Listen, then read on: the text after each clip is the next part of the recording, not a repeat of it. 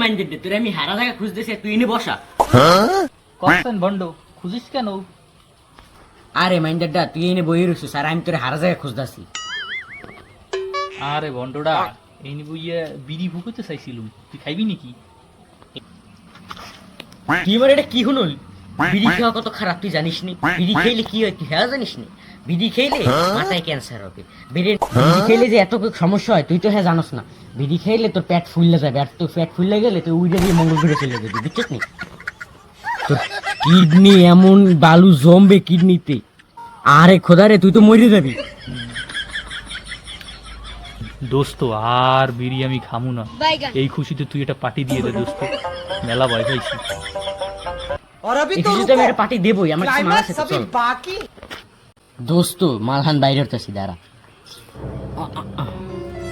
Only বিম্বার এক বসে করিস।